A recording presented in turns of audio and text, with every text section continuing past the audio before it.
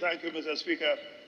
Mr. Speaker, from 2017 to date, 296 projects are at various stages of implementation under the 1D, 1F, 1 District, 1 Factory program.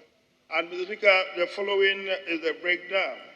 Mr. Speaker, 126 factories have physically been completed and are in operation and producing.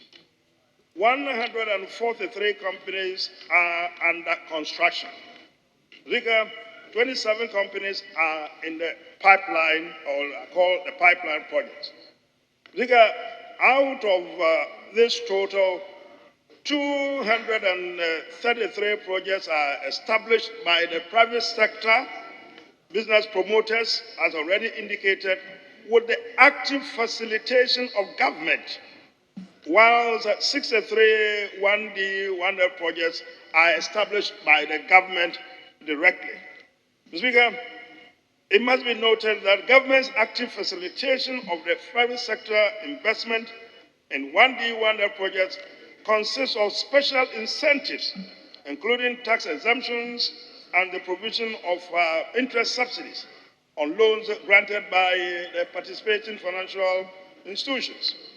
It also includes, where applicable, the extension of critical utilities such as access to electricity and water. Mr. Speaker, the 63 government-established 1D, 1F factories are agro-processing facilities financed with the support of African Development Bank and the International Fund for Agricultural Development under the Ministry's Rural Enterprise Program.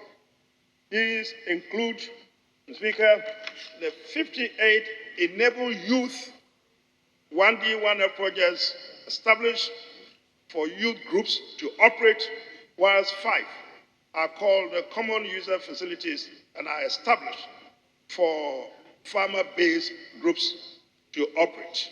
However, the 143 under construction wasn't given a specific date as to their timeline for completion, in a follow-up question to the minister by DMP. Would they be completed? Yes. Well, unfortunately, it's not for the minister to be able to tell when they will be completed.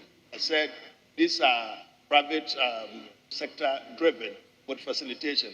Our facilitation, one, is the exemptions that are held up in this house. That's one.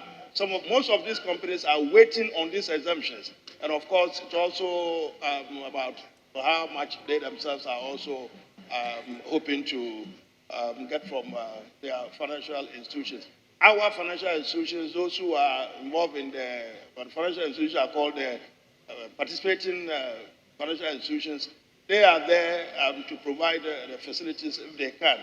And of course, all the other facilities that I explained in the context of the answer, the exemptions and all that, those are in place. As to when exactly these are completed, they are absolutely beyond the control of the ministry.